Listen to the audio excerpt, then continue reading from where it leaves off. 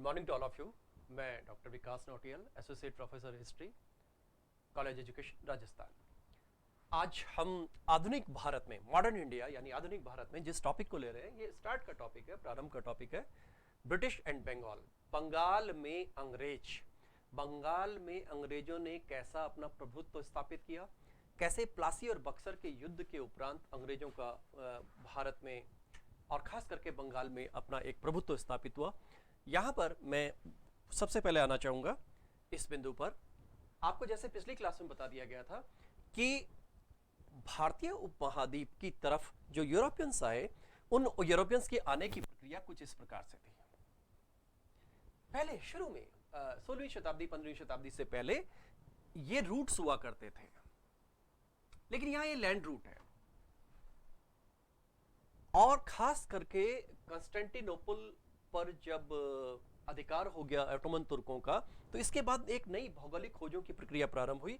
और जैसा कि हम जानते हैं कि डियाज है, कैब्रल है और ऐसे बहुत से जो नाविक थे, जो पोर्तुगीज थे खास करके शुरुआत, क्योंकि भारत में पोर्तुगीज की तरफ से होती है, पुर्तगालियों की तरफ से होती है, वो भारत की तरफ आए और धीरे धीरे बहुत बड़ी संख्या में व्यापारिक कंपनियां स्थापित होने लगी। तो अंग्रेजों ने ईस्ट इंडिया कंपनी, फ्रांसीसियों की ईस्ट इंडिया कंपनी, पुर्तगालियों ने तो अपना पूरा शासन सत्ता ही अपनी यहाँ पर स्थापित कर दी, खास करके गोवा में। और इसी क्रम में हम देखते हैं कि पिछली क्लास में जैसे बात हुई थी, हमने कर्नाटक युद्धों की बात की और इस कर्नाटक युद्ध के बाद अब स्थिति ये हो गई कि ये यूरोप के लोग पूरब के इस व्यापार पर नियंत्रण करना चाहते हैं। और इस नियंत्रण करने के दौरान यहां तक स्थिति आती है कि जिसको हम वास्को डिगामा बोलते हैं, वो वास्को डिगामा अपने यहाँ के उत्पादों को जिनको भारत से ले गया, उनको 60 गुनी कीमत पर जाकर यूरोप में बेचता है। इसका मतलब यह निकला कि पूरब के साथ व्यापार से बहुत लाभ होने वाला है। ऐसी स्थिति में यह व्यापारिक प्रतिस्पर्धा बढ़ी और इस व्यापारिक प्रतिस्पर्धा का जो परिणाम था वो कर्नाटक के 3 युद्धों के रूप में हुआ। और यहीं से इन यूरोप की शक्तियों ने, चाहे वो इंग्लैंड है यानी अंग्रेज हैं, चाहे वो फ्रांसीसी हैं, इन लोगों ने भारतीय शक्तियों के बीच में एक तरह से हस्तक्षेप प्रारंभ किया और कर्नाटक युद्ध होते हैं, जहां से यूरोप वालों की एक प्रभुत्व स्थापना की प्रक्रिया प्रारंभ होती है। और इसी क्रम में हम देखते हैं कि बंगाल में भी प्रभुत्व की प्रक्रिया प्रारंभ हुई। अब एक बात यहां पर आई कि जब हम उस वक्त के भारत को देखते हैं, तो उस वक्त का भारत आप देख सकते हैं, दरअसल मोटे तौर पर जब बात करें कि ये ज्यादातर भाग जो आपको दिखाई दे रहा है ये मराठों के नियंत्रण में होता था। इससे भी बड़ा भाग जो आपको दिखाई दिया, क्योंकि कई जगह उनका अप्रत्यक्ष नियंत्रण था। और दूसरी बात ये आती है, ये पार्ट आप बंगाल का देख रहे हैं, जहां बंगाल का नवाब था। इसी तरह से ये इधर गोरखे हो गए और इधर मैसूर, कर्नाटक, निजाम ऑफ हैदराबाद। ये भारतीय परिस्थितियां थी। इन भारतीय परिस्थितियों के अंतर्गत हम देखते हैं कि ये यूरोपियंस यहां पर आते हैं। और इसी में हम एक बात और देखते हैं कि आप इस पिक्चर से क्लियर देख सकते हैं कि किस तरह से, ये देखिए, ये अंग्रेज हैं, ये यूरोपियंस हैं। ये यहां जब भारत की तरफ आते हैं, ये आपको दिखाई दे रहा होगा कि ये एक तरह का मुगल स्ट्रक्चर है। इन लोगों ने जो कपड़े पहने हुए हैं, ये मुगल अधिकारी हैं, ये अंग्रेजों के अधिकारी हैं। और ये लोग भारतीय राजाओं से एक तरह से यूं कहें कि क्या लेना चाहते हैं, व्यापारिक रियायतें। और इसी के अंतर्गत एक आता है शाही फरमान। शाही फरमान जो कि फर्रुखशियर ने जारी किया था। शाही फरमान जो कि फर्रुखशियर ने जारी किया था लगभग 1717 में। दूसरा जो फरमान आता है वो गोलकुंडा के साथ आता है, जिसको हम गोल्डन फरमान कहते हैं। ये खूब क्वेश्चंस में पूछा जाता है। एक तो शाही फरमान, जॉन शर्मन के नेतृत्व में एक अंग्रेजों का दल आया और उसको एक फरमान कहते थे, दरअसल मुगल सम्राट के एक आदेश को, जो मुगल सम्राट आदेश देता था। और इसके अंतर्गत इन लोगों को बंगाल में किस तरह से एक अधिकतम व्यापार में लाभ हो सकता है, जिसके लिए उनको 3000 रुपए वार्षिक के बदले व्यापार करने का अधिकार मिला। इस तरह से इस प्रक्रिया में हम देखते हैं कि एक बहुत ही इंपॉर्टेंट आदमी आता है, जो आपके सामने पिक्चर आ रहा है, क्लाइव। इस क्लाइव के बारे में बोलते हैं कि he was founder of British empire in India. तो भारत में एक ब्रिटिश साम्राज्य का क्या रहा, संस्थापक रहा। और क्योंकि इसी ने कर्नाटक युद्धों में भाग लिया, इसी ने प्लासी में भाग लिया और इसी की बक्सर के बाद भूमिका रही, तो इसको इंग्लैंड के न्यूज़पेपर्स में भारी लोकप्रियता मिलती थी। इसके उपरांत हम जब बात करते हैं अगले बिंदु की, ये उस वक्त का बंगाल का नक्शा आप देख लें। जिस तरह से अंग्रेजों ने और यूरोपियंस ने भारतीय इलाकों में बस्तियां स्थापित की, एक्चुअली ये एक तरह की फैक्ट्रियां होती थी। उसमें आप देख सकते हैं कि ये एक ये हुगली है, ये प्लासी है, बक्सर या बिहार में है। अभी इसके बारे में चर्चा करेंगे। और किस तरह से ये कलकत्ता है, आज का कलकत्ता, किस तरह से ये बंगाल के भीतर प्रवेश करते हैं और किस तरह से धीरे धीरे प्लासी और बक्सर के माध्यम से यहां पर उन्होंने अपने को स्थापित किया। और इसी क्रम में ये पूरा आप स्ट्रक्चर एक मैप देख सकते हैं यहाँ का। और इसके उपरांत आप जरा एक बार ये भी देख लें मुख्य रूप से क्या स्थिति रही। ये जो प्लासी है जो कि 1757, ये प्लासी आप देख सकते हैं आजकल का नदिया डिस्ट्रिक्ट है, बंगाल का नदिया डिस्ट्रिक्ट है। और बक्सर ये आजकल खुद अपने आप में डिस्ट्रिक्ट है। ये आप देख रहे हैं, ये यूपी है और ये बिहार है, इसके बीच का बॉर्डर है। तो ये दो डेट्स भारत के इतिहास में, बंगाल के इतिहास में अत्यंत महत्वपूर्ण है, क्योंकि इन्हीं के माध्यम से अंग्रेजों का भारत में स्थायित्व या उनका प्रभुत्व स्थापित होता है। जब हम इसके उपरांत की बात करते हैं तो सबसे पहले बात आती है प्लासी के युद्ध की। मोटे तौर पर जब हम प्लासी के युद्ध की बात करते हैं तो डेट देते हैं 23 जून 1757। 23 जून 1757। इसमें मूल रूप से एक तरफ बंगाल है, बंगाल का नवाब, और दूसरी तरफ अंग्रेज है। ये अंग्रेज का मतलब आप बिल्कुल इंग्लैंड मत समझिएगा, ये ईस्ट इंडिया कंपनी है, ईस्ट इंडिया कंपनी है। और यहां पे नवाब है कौन? सिराजुद्दौला। और इधर क्लाइव और उसके साथी हैं। इनके बीच में एक युद्ध होता है, प्लासी का युद्ध। अब क्यों हुआ युद्ध? क्योंकि सिराजुद्दौला और क्लाइव यानी अंग्रेजों और बंगाल के नवाबों के बीच में एक तरह का संघर्ष चल रहा था। कौन सा संघर्ष?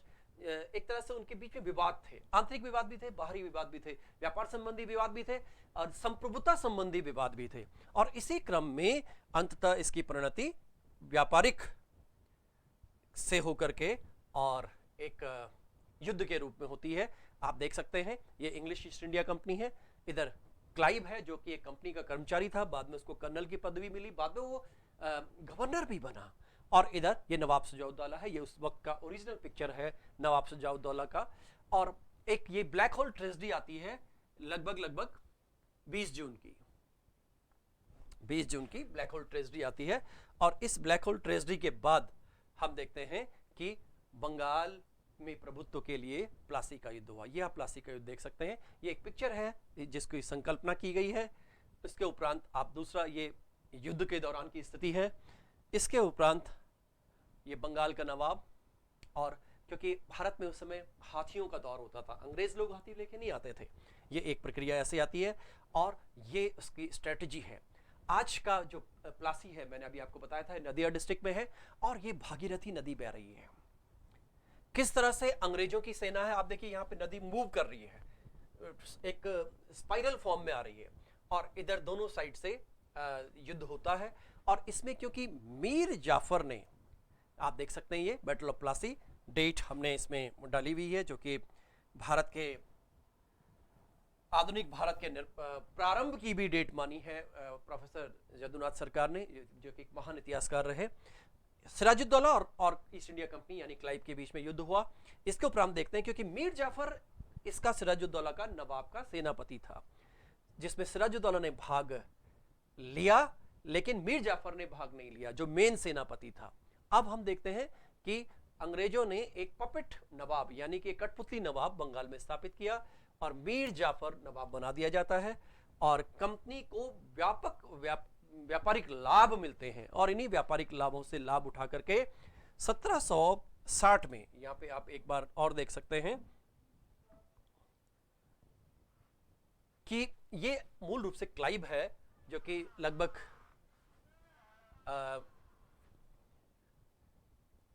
क्लाइव जो भारत आया था एक कंपनी का सर्वेंट बन करके, और बाद में इसने थोड़ा सा सैनिक गतिविधियां भी की बंगाल, खास करके कर्नाटक के युद्ध में, प्लासी में इसने भाग लिया।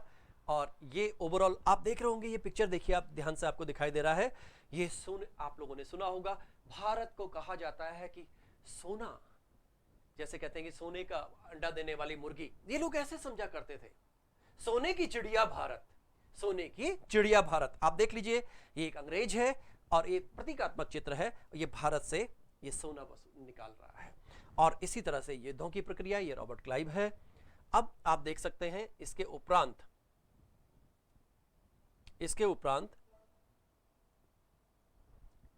बक्सर के युद्ध, जो कि 22 अक्टूबर 1764 को हुआ, कुछ जगह 23 अक्टूबर भी लिखा होगा, 22 अक्टूबर, क्योंकि आर्मी का जो डिप्लॉय करने का तरीका है वो 21-22 से शुरू हो गया था, इसलिए इसमें 2-3 तरह की डेट्स मिलती हैं। खैर, इस बिंदु पर आए कि जब एक्चुअली 1760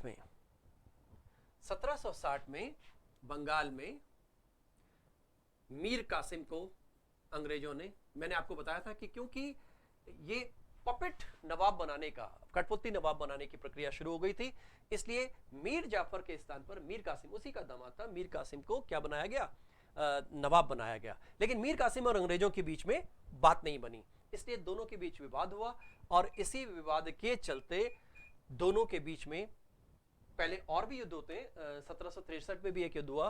बाद में जब स्थिति आई, आप देख रहे हैं यहां पर एक तरफ हेक्टर मुनरो है अंग्रेजों की तरफ से, और इधर इन्होंने एक त्रिगुट बना लिया। त्रिगुट में शाह आलम द्वितीय, जो उस वक्त का मुगल सम्राट था, शुजाउद्दौला, ये अवध का नवाब था।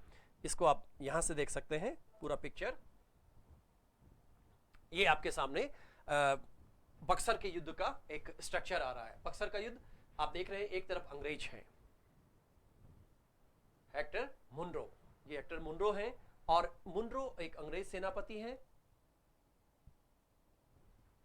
और इस अंग्रेज सेनापति, ये युद्ध अपने भारत ही नहीं विश्व के इतिहास का निर्णय की दृष्टि से, परिणामों की दृष्टि से एक महत्वपूर्ण युद्ध है। ये है नवाब शुजाउद्दौला। कौन है? नवाब शुजाउद्दौला। शुजाउद्दौला, यहां कंफ्यूज बिल्कुल नहीं होना है। एक सिराजुद्दौला था, वो बंगाल का नवाब था, उसकी हत्या 1757 में ही प्लासी के युद्ध के बाद कर दी गई। ये मीर कासिम इस युद्ध में डायरेक्ट नहीं था, लेकिन उसके साथ साथ कुछ बंगाल की सेना थी। और तीसरा इंपॉर्टेंट आदमी जो है वो अली गौहर यानी शाह आलम द्वितीय है। ये बंगाल नहीं बल्कि मुगल सम्राट था, पूरे मुगल साम्राज्य का सम्राट था, जो उस वक्त बिहार और बंगाल की तरफ मूव कर रहा था। तो एक त्रिगुट बना। हालांकि कहते ये भी हैं कि एक फ्रेंच आर्मी भी इनके साथ थी। ये युद्ध अपना आप में सचमुच में इंपॉर्टेंट है, और इसमें अंग्रेजों ने बहुत बहादुरी दिखाई है। और ये कॉलिशन था, एक गठन किया गया था 3-4 सेनाओं का, इसलिए अंततः इस युद्ध में, बक्सर के युद्ध में अंग्रेज जीते। और इसके उपरांत जो इंपॉर्टेंट चीज आती है, अब युद्ध, हर युद्ध के उपरांत एक संधि होती है। ये सारा युद्ध का, आज का बक्सर रेलवे स्टेशन है, ये मैंने आपको बताया यूपी और बिहार के बॉर्डर पर है। आज का जब हम उस युद्ध की बात करते हैं तो वॉर स्ट्रेटेजी है, ये वॉर का, उसका पर्टिकुलर बैटल का एक मैप है। यहां से हम देखते हैं इलाहाबाद की संधि हुई, क्लाइव आता है और इलाहाबाद की संधि होती है।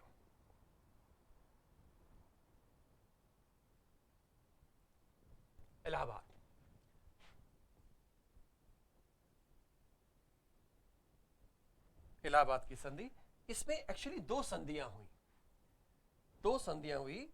पहली संधि 12 अगस्त को हुई 1765, और दूसरी संधि 16 अगस्त को हुई। एक तो थी मुगल सम्राट शाह आलम के साथ, और दूसरी थी 16 अगस्त को अवध के नवाब शुजाउद्दौला के साथ। इस संधि के द्वारा बंगाल, बिहार, उड़ीसा की दीवानी अंग्रेजों को मिल गई। इसके अलावा जो निजामत थी, निजामत पर जो अधिकार था, यानी एडमिनिस्ट्रेशन पर जो अधिकार था, वो नवाब का माना गया। इसमें मुगल प्रावधानों को यूज किया गया, और इस प्रकार से बंगाल पर अंग्रेजों का राजस्व संबंधी एक यूं कहें कि प्रभुत्व स्थापित हो गया। जब हम ये आप देख रहे हैं, ये क्लाइव है, और ये पूरा एक तरह से मुगल दरबार बना हुआ है, ये आपके सामने। अब आप देखें कि 1765 में बंगाल में द्वैत शासन की स्थापना हुई है। आप देख रहे हैं कंपनी के पास दीवानी अधिकार आ गए, जबकि नवाब के पास निजामत यानी प्रशासन करने के अधिकार आए। और प्रशासन करने के लिए जो भी धन चाहिए 26 लाख रुपए या जो भी 53 लाख रुपए निर्धारित किया गया था, ये 53 लाख रुपए आपको कंपनी यानी कि दीवान देगा, कंपनी देगी, क्योंकि इनको राजस्व मिल रहा है। और इस प्रकार से बंगाल में इन 3 युद्धों के माध्यम से ये पूरा का पूरा प्रभुत्व स्थापित हो गया। और इसीलिए एक इतिहासकार ने लिखा है, डॉडवेल ने लिखा है कि ये जो द्वैत शासन था इसने बहुत नुकसान पहुंचाया बंगाल को। और कहते हैं कि ये जो द्वैत शासन है, ड्यूअल गवर्नमेंट सिस्टम है, ये अधिकारों और दायित्वों के बीच एक प्रकार का तलाक था। इस प्रकार से हम देखते हैं कि बंगाल में अंग्रेजों का एक प्रभुत्व स्थापित हो गया। धीरे धीरे हम देखते हैं कि ये आप 1757 में देख रहे हैं, यहाँ पे अंग्रेजों का प्रभाव इतना है। 1840 में देखते हैं कि ये पीले पीले क्षेत्र आपको दिखाई दे रहे हैं, इनका प्रभाव कितना बढ़ गया। और 1857 जब हम 1857 की क्रांति की बात करते हैं, तब तक अंग्रेजों का प्रभाव कितना व्यापक हो जाता है और धीरे धीरे पूरे भारतीय उपमहाद्वीप पर अंग्रेजों का प्रभुत्व स्थापित हुआ। आज के लिए इतना ही। थैंक यू, धन्यवाद।